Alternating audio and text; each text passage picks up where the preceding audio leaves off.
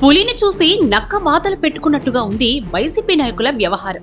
Polling తర్వాత YCP ఓటమి confirm అయిపోయినప్పటి నుంచి వీళ్ల బుర్రలు తిరిగిపోయాయి. అందుకే అప్పటి నుంచి ఏం చేయాలో అర్థం కాక గెలుపు బాటలో ఉన్న టీడీపీని ఫాలో అయిపోతే సరిపోతుంది కదా అని ఫిక్స్ అయినట్టున్నారు.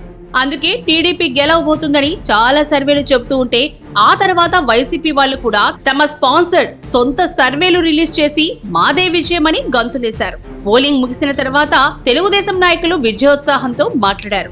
ఓటమి అర్థమైన వైసీపీ నాయకులు ఎప్పటికో తేరుకొని మీడియా ముందుకొచ్చి మేమే గెలుస్తాం అంటూ వాడిపోయిన ముఖాలతో చెప్పారు.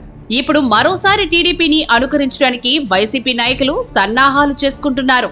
తెలుగుదేశం అధ్యక్షుడు చంద్రబాబు నాయుడు పోలింగ్ ముగిసిన తర్వాత ఆరోగ్య పరీక్షల కోసం అమెరికా వెళ్లొచ్చారు. హైదరాబాద్ విమానాశ్రయంలో చంద్రబాబు నాయుడుకి తెలుగుదేశం నాయకులు భారీ స్థాయిలో స్వాగతం పలికారు. విజయోత్సాహంతో సీఎం సీఎం అని నినాదాలు చేశారు. ఇప్పుడు జగన్ పార్టీ వాళ్ళకి కూడా ఒక పాయింట్ దొరికినట్లయింది.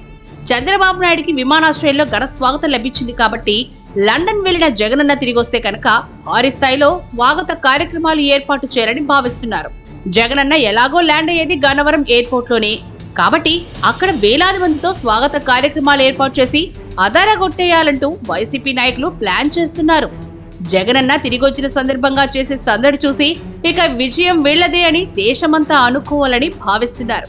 వీళ్ళు ఇలాగే భ్రమల్లో బతకాలని కోరుకుందాం.